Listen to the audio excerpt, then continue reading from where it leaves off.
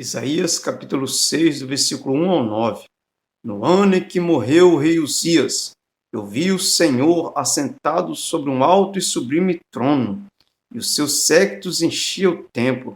Os serafins estavam acima dele.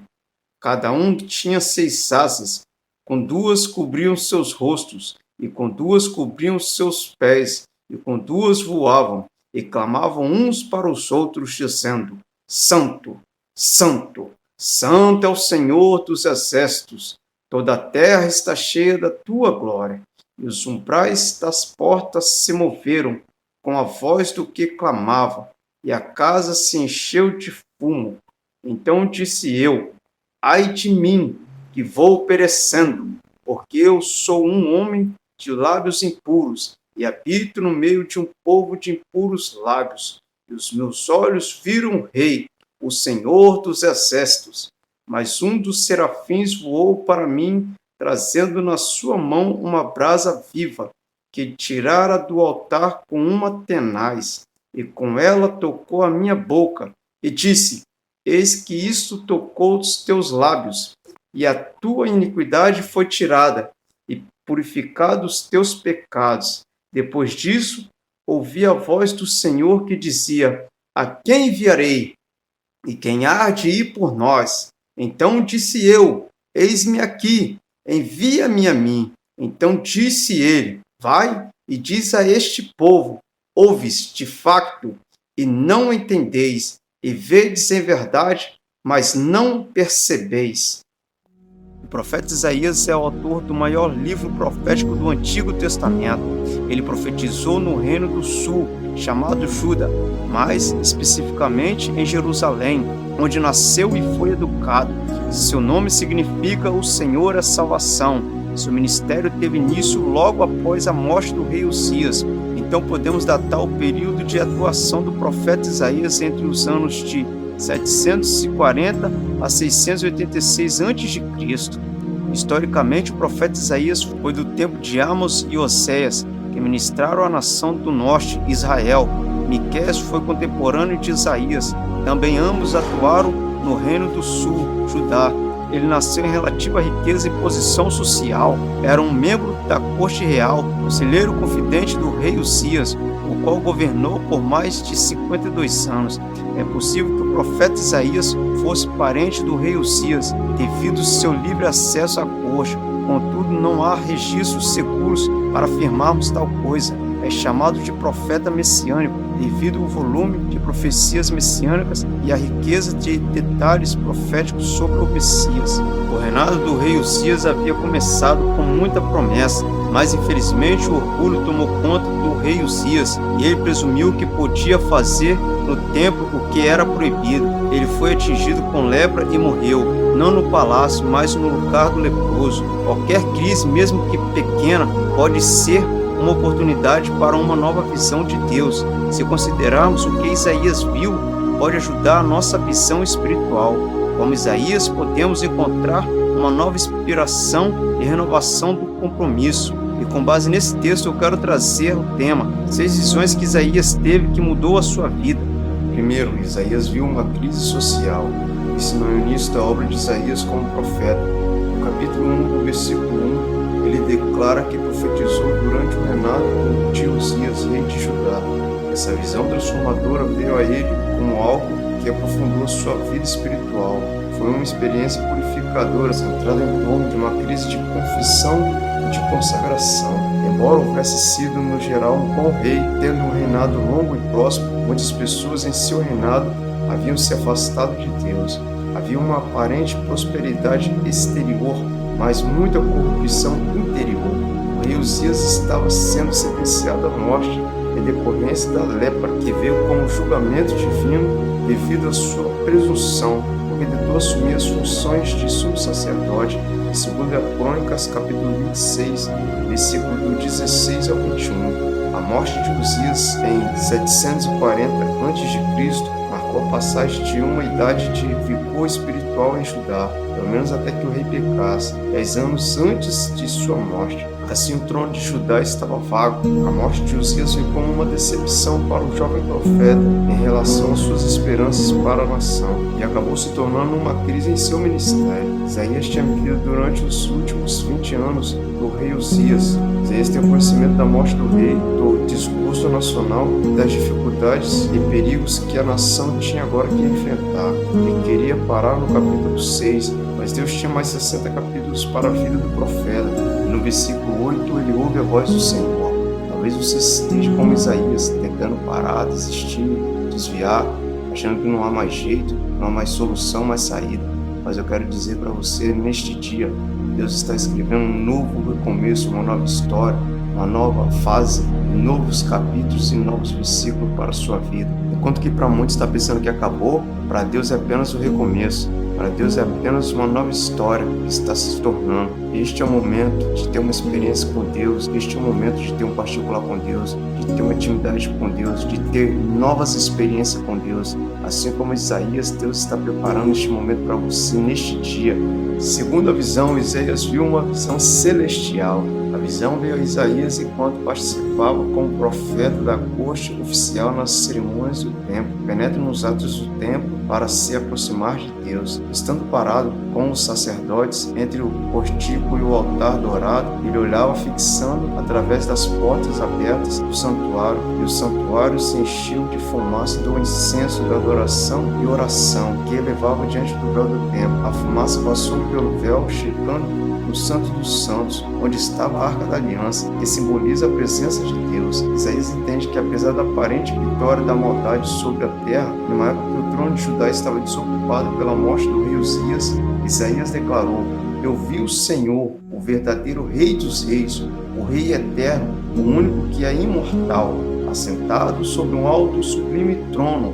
Isaías fala da sua grandeza e majestade e poder. Se o rei terreno Uzias estava morto, o rei Jeová continuava reinando, onipotente sobre o seu trono celestial, adorado pelos poderosos séculos celestiais, simbolicamente representado pelos serafins de 6 asas. A presença dos serafins e as 3 vezes que proclamavam enfatizam a santidade de Deus. Os serafins é uma espécie de anjos, cujo nome vem do verbo queimar ou seres ardentes, talvez indicando a sua pureza como ministros de Deus. Não deve ser confundido com querubins, seres brilhantes. Eles cobriam seus rostos e seus pés diante da santidade majestosa de Deus. O serviço deles é de reverenciar prontidão e jubilo, e cantavam um coro ao Senhor dos Exércitos: Santo, Santo, aquele cuja majestade e resplendor enchia toda a terra. Não é de estranhar que os fundamentos dos umbrais das portas do templo vibraram enquanto o cantigo de santidade ressoava, e o templo começava a encher-se com a fumaça da Shekinah celestial. Até os alicerces do templo terrestre tremeram sob os tronos do coro angelical. O terremoto havia apavorado Jerusalém, deixado na mente do jovem Isaías o sentimento de julgamento da parte de Deus. Primeiro os umbrais do templo e as estruturas do profeta Isaías. Diante da presença de Deus tem que haver tremor e temor, louvado seja Deus. Terceira visão, uma visão da sua deficiência. Mais tarde vai dizer: ai para Jerusalém. Primeiro clama: ai de mim. Primeiro de olharmos os erros dos outros, necessário é olharmos os nossos erros. Crise e mudanças muitas vezes levam as pessoas a momentos de autoexame e reflexão e até mesmo oração. Ai de mim, olhou sua pecaminosidade. João entendeu que a glória que o profeta Isaías viu referia-se a Jesus Cristo. João capítulo 12, versículo 41. Entronizado e exaltado, sua veste enchia o templo com a glória do esplendor da transfiguração. Ao lermos Isaías 6:5, vemos que ele foi envolvido pela consciência dos seus pecados. Isaías não disse a Deus: pois é, em comparação com a maioria das pessoas, eu sou um santo. O profeta Isaías não ficou se comparando às pessoas do seu tempo, mas examinou a sua vida em relação à santidade e pureza de Deus. Sua reação à santa presença de Deus era de consciência da sujeira profana de seus lábios e de palavras impuras que vinham da sua alma, que refletiam o coração sujo.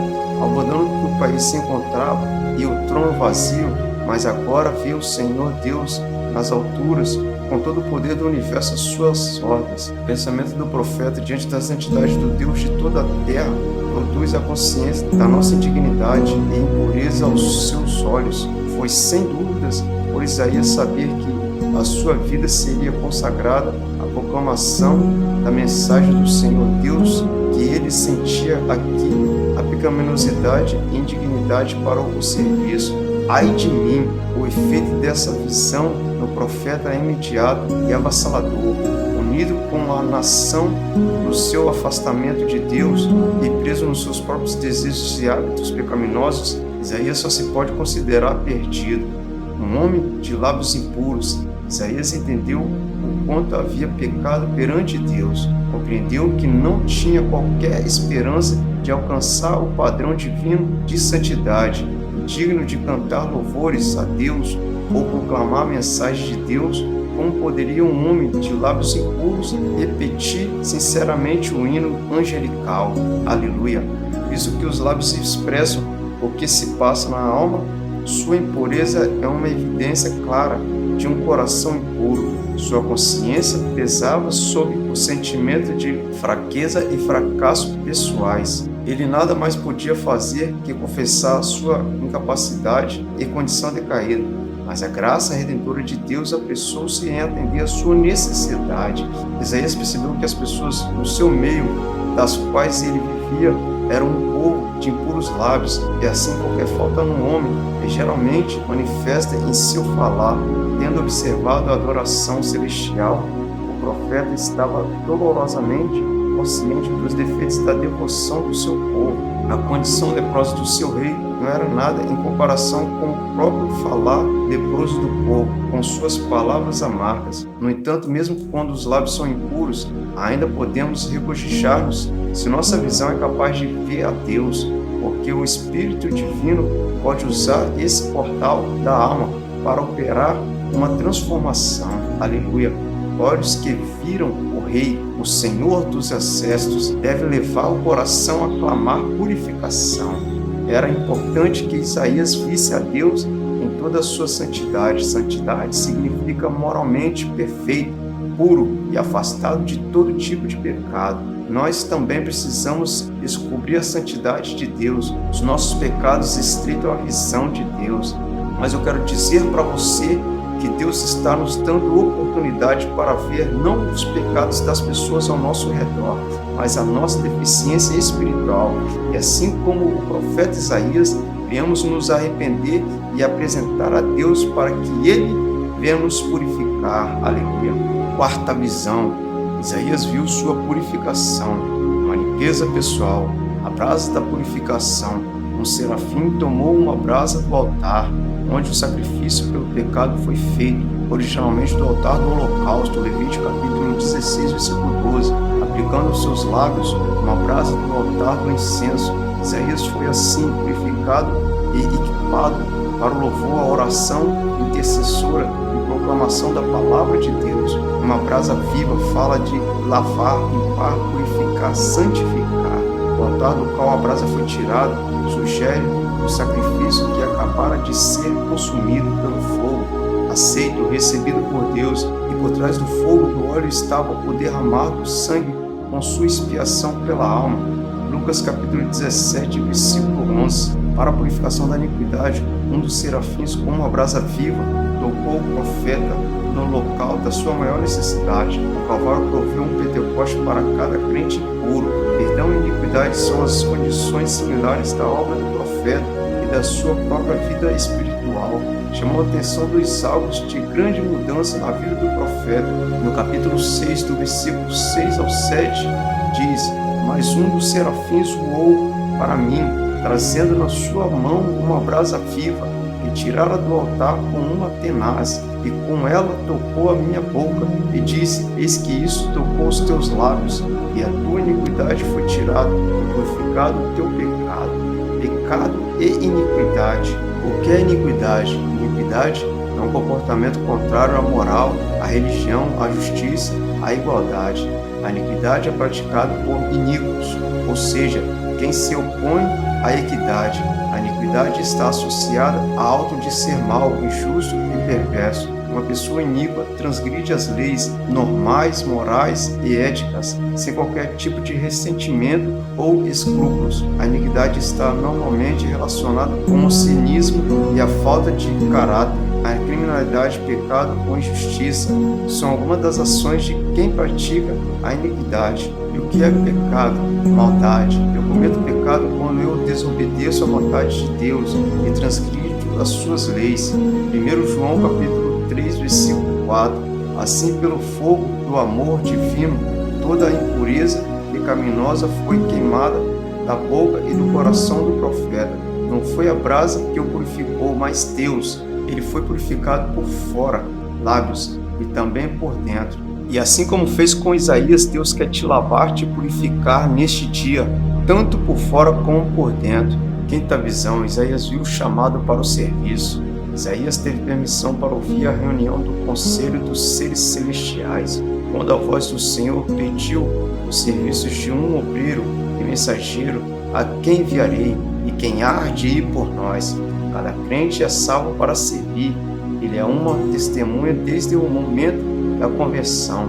Mas observe que Isaías foi convidado por meio da pergunta: quem há de ir por nós? Para o Senhor redimir ou advertir a humanidade, ele precisa de um instrumento, somente um homem entre os homens. Aleluia! Isaías, cuja ansiedade para servir o Senhor já não era mais pecaminosidade, quando ouviu a voz do Senhor, que perguntava quem está disposto a cumprir a sua ordem, em resposta clamou: eis-me aqui, envia-me a mim. Era necessário que o doloroso processo da purificação fosse realizado antes de Isaías executar a tarefa para a qual Deus o estava enviando. Antes de aceitarmos o apelo divino para falarmos aos que nos rodeiam, devemos purificar-nos como Isaías, confessando os nossos pecados e submetendo-nos ao controle do Senhor.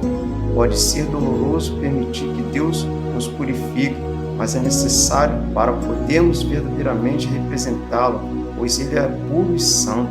Não tem como uma pessoa imunda representar um Deus puro.